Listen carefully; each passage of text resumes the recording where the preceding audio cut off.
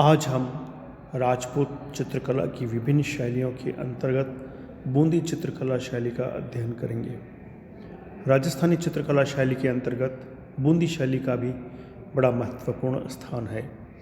घने जंगलों और पहाड़ियों के बीच बूंदी एक छोटा सा राज्य था। 1569 ईस्वी में अकबर द्वारा रणथंभौर पर विजय प्राप्त करने पर राव सुरजनहाड़ा ने, जो मेवाड़ का एक सामंत था, शाही दरबार में पहुंचकर मुगलों की अधीनता स्वीकार कर ली और उसे अपना पैतृक राज्य बूंदी प्राप्त हो गया। राव सुरजन ने मुगल साम्राज्य की बड़ी सेवा की थी। तत्पश्चात राव सुरजन के पौत्र राव रतन सिंह के भी मुगलों से घनिष्ठ संबंध रहे, अतः बूंदी की कला पर मुगल प्रभाव स्वाभाविक ही था।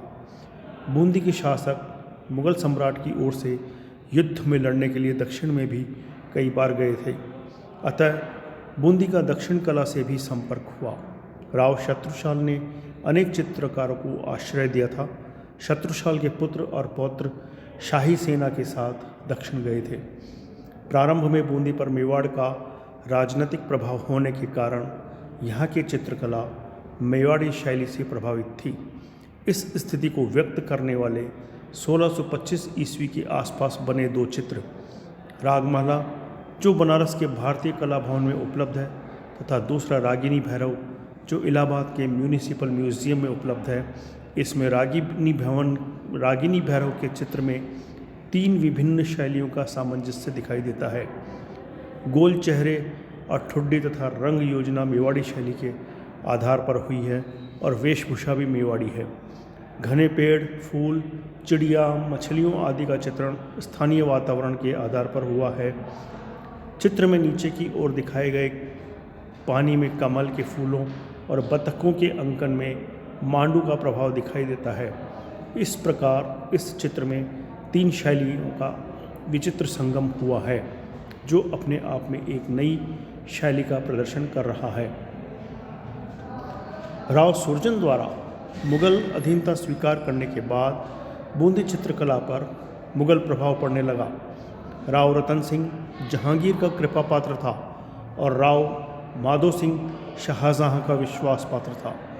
मुगल दरबार से घनिष्ठ संबंध होने के कारण बूंदी दरबार में मुगल शान शौकत बढ़ने लगी। राव भाव सिंह के काल में बने चित्रों में भी थोड़ा मेवाड़ी प्रभाव दिखाई देता है, लेकिन पेड़ पौधे, मोर और बतखों का अंकन बूंदी शैली की मौलिकता लिए हुए है। 1692 ईस्वी का एक चित्र बसंत रागिनी में बूंदी शैली और अधिक समृद्ध दिखाई देती है।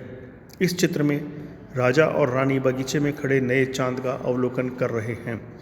इसमें वृक्षों, फूलों, पानी के कुंड अथवा तालाबों का अंकन केवल पृष्ठभूमि के लिए नहीं हुआ है, बल्कि इनके अंकन द्वारा संपूर्ण चित्र को रोमांटिक बनाने का प्रयास किया गया है।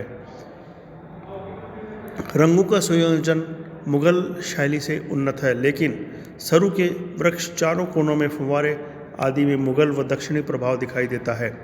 17वीं शताब्दी का एक चित्र वास्तुक सज्जा नायिका का राष्ट्रीय संग्रहालय में सुरक्षित है, जिसमें घने वृक्ष, पशु पक्षी और फूलों से युक्त बाग की मध्य नायिका को दिखाया गया है।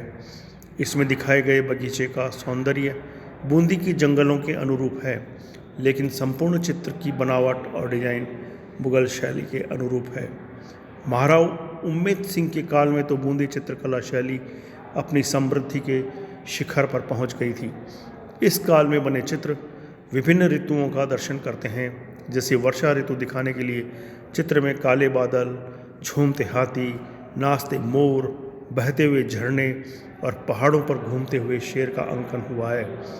महल की खिड़की में नायक नायिका वर्षा ऋतु में श्रृंगार के नमूने पर अंकित किए गए हैं। इसमें काले और नीले रंग का प्रयोग अधिकता से हुआ है। ग्रीष्म ऋतु के चित्र में शिकारियों को पेड़ की छाया में बैठे दिखाया गया है। कुछ चित्रों में प्रेमी प्रेमिका के फव्वारों के पास बैठे दिखाया गया है। शीत ऋतु के चित्रण में भी प्रेमी युगल को आलिंगनबद्ध दिखाया गया है। तालाब में कुमुदिनी के फूल, जलती हुई आग के पास किसानों आदि का चित्रण हुआ है। इस काल के नायिका भेद के चित्र भी विशेष कुशलता से बनाए गए, जिनका आधार राधा और कृष्ण है। यद्यपि इनमें अत्यधिक चमकीले रंगों का प्रयोग हुआ है, लेकिन ये चमकीले रंग सुंदर लगते हैं। महाराव बिशन सिंह के काल में शिकार के दृश्य अधिक मिलते हैं, अतः पूर्व में बनने वाले प्रेम और रोमांस के चित्रण में कमी आ गई, लेकिन चित्रों की बनावट और रंगों के संयोजन में अधिक परिपक्वता आ गई। महाराव राम सिंह की श्रद्धा वैष्णव धर्म के प्रति थी, अतः बूंदी महाराजा के चित्र संग्रह में महाराव राम सिंह को विष्णु की पूजा करते हुए दिखाया गया है। कृष्ण और गोपियों के भी अनेक चित्र उपलब्ध होते हैं। इन एक गज लक्ष्मी के चित्र में दोनों ओर हाथी अपनी सूंड से मध्य में आसनस्थ लक्ष्मी को नहला रहे हैं। चित्र में एक तरफ गणेश और दूसरी तरफ सरस्वती को दिखाया गया है। एक अन्य चित्र में कृष्ण को गायें चराते दिखाया गया है। इसके बाद 19वीं शताब्दी के उत्तरार्ध में अनेक राज्यों की भांति यहाँ भी बूंदी कलम पतनोन्मुख दिखाई देती है। बूंदी महाराजा के चित्र संग्रह में एक चित्र में एक अंग्रेज पुरुष और उसकी पत्नी को पियानो बजाते दिखाया गया है। स्पष्टतः यह अंग्रेजों से बढ़ते हुए संपर्क का परिणाम था। कोटा चित्रकला शैली। बूंदी के राव रतन सिंह के द्वितीय पुत्र माधो सिंह ने 1631 ईस्वी में कोटा राज्य की स्थापना की थी। माधो सिंह बादशाह शाहजहां का विशेष कृपा पात्र था, अतः उसका मुगल दरबार से घनिष्ठ संबंध रहा।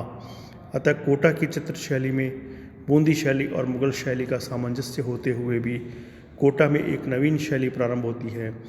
इसमें स्त्रियों के चित्र प्रतिमा के समान दिखाई देते हैं, जो या तो शीशे में अपना मुंह देख रही है या वृक्ष की डाली को पकड़े हुए है। सिर के बाल काफ़ी ऊंचाई से आरंभ होते हैं तथा अस्वाभाविक रूप से लंबे दिखाए गए हैं, जिससे उनका ललाट काफ़ी चौड़ा दिखाई देता है। आंखें बड़ी बड़ी खंजनानुकृति अथवा बादामानुकृति की दिखाई गई हैं और नाक छोटी दिखाई गई है। ठुड्डी गोल, वक्षस्थल काफ़ी ऊंचा उठा हुआ और कमर अत्यधिक पतली दिखाई गई है। ओठ पूरे फैले हुए तथा आभूषण बहुलता से दिखाए गए हैं। इन चित्रों को हम बूंदी शैली की प्रतिच्छाया कह सकते हैं। महाराव राम सिंह और महाराव अर्जुन सिंह के काल में इस चित्र शैली में मौलिकता आने लगी, लेकिन बूंदी शैली का प्रभाव यथावत बना रहा। इलाहाबाद में म्यूनिसिपल म्यूजियम में उपलब्ध एक चित्र जो 1720 ईस्वी के आसपास बना था, में एक नायिका अपने प्रेमी का चित्र बना रही है। उसकी आंखें बड़ी बड़ी खंजनाकृति में हैं तथा स्थापत्य में चावंड शैली दिखाई देती है। महाराव उमेद सिंह के काल में तो कोटा की चित्रकला अपने चरम बिंदु पर पहुंच गई। इस काल में तो चित्रकला एक महत्वपूर्ण कार्यकलाप बन चुकी थी। चूँकि महाराव उमेद सिंह बचपन से ही शिकार के शौकीन थे, अतः कोटा की गद्दी पर बैठने के बाद अधिकांश चित्रों में उन्हें शिकार करते हुए बताया गया है। 1800 ईस्वी के आसपास बना एक ऐसा ही चित्र विक्टोरिया एवं अल्बर्ट म्यूजियम लंदन में सुरक्षित है। इसमें पहाड़, वृक्ष, शेर आदि का चित्रण सादे ढंग से हुआ है, लेकिन शेरों की गतिविधि तथा पेड़ पर बैठे दो दरबारी के हाथ में बंदूक और शेर को उनकी तरफ झपटते हुए इस ढंग से दिखाया गया है कि चित्र में सजीवता आ गई है। शिकारियों के समूह, पेड़, पत्तियों और पशु वर्ग का चयन स्थानीय आधार पर हुआ है, जिसमें चित्रकार की कलम में अत्यधिक कुशलता दिखाई देती है। कुछ चित्रों के पीछे चित्रकार का नाम भी मिलता है और चित्र के पीछे स्वयं चित्रकार का रेखाचित्र भी उपलब्ध होता है, जिससे हम उस काल के चित्रकारों की वेशभूषा की जानकारी प्राप्त कर सकते हैं। कोटा वल्लभ संप्रदाय की पुष्टि मार्ग शाखा का केंद्र रहा है, अतः कुछ चित्रों में कोटा के शासकों को श्रीनाथ जी की पूजा करते हुए दिखाया गया है। मथुराधीश के मंदिर में श्रीनाथ जी की प्रतिमा के पीछे लगने वाले कपड़ों पर भी सुंदर चित्र बनाए गए। ऐसे चित्रों को पिछवाई चित्र कहा जाता है। पिछवाई के चित्रों में राधा अपनी सखियों के साथ, राधा और कृष्ण तथा कृष्ण को गाय चराते हुए दिखाया गया है। संभवतः पिछवाई के चित्रों के आधार पर ही आगे चलकर भित्ति चित्रकला का विकास हुआ था। झाला जालिम सिंह की हवेली के ऊपर वाले बाएं हाथ की तरफ वाले कमरे में और द्वार के पास बने हुए भित्ति चित्र बूंदी शैली में बने नायिका के स्नान के चित्र की हूबहू नकल है। इससे स्पष्ट है कि कोटा शैली बूंदी शैली से अलग नहीं हो सकी। कोटा के अन्य भित्ति चित्रों में हाथियों की लड़ाई, स्वास्तिक, मंगल कलश, तोते और मोर के चित्र विशेष उल्लेखनीय हैं। कोटा शैली के चित्रों में स्त्रियों के चित्र विशेष आकर्षक बनाए गए हैं। उनके अंग प्रत्यंगों का चित्रण रीतिकाल के काव्यों के आधार पर किया गया है। इन चित्रों में तीखे रंगों का प्रयोग किया जाता था। चित्रों के किनारे लाल रंग, काले रंग और सुनहरे रंगों से बनाए जाते थे। गहरे नीले रंग और हरे रंग का प्रयोग भी अधिकता से हुआ। महाराव राव सिंह के काल में भी परंपरागत रूप से शिकार के चमकदार रंगों से दरबार के दृश्य और भित्ति चित्रों का निर्माण होता रहा। लेकिन अब धीरे धीरे कोटा शैली में विदेशी तत्वों का मिश्रण प्रारंभ हो गया। यद्यपि लड़ाई के दृश्य अब भी बनते रहे, लेकिन उनमें मुगल और यूरोपीय प्रभाव अधिक दिखाई देता है। महाराव छत्र सिंह के काल में भी अनेक सुहावने चित्र बने, लेकिन उनमें यूरोपीय प्रभाव बढ़ता गया। फिर भी 19वीं शताब्दी के अंत में कोटा के बाजार में जो चित्र बिक्री हेतु आए, उनमें अब भी महाराव उम्मेद सिंह के काल के चित्रों की आत्मा दिखाई देती है, लेकिन उत्तरोत्तर इस आत्मा का ह्रास भी होता गया। धन्यवाद।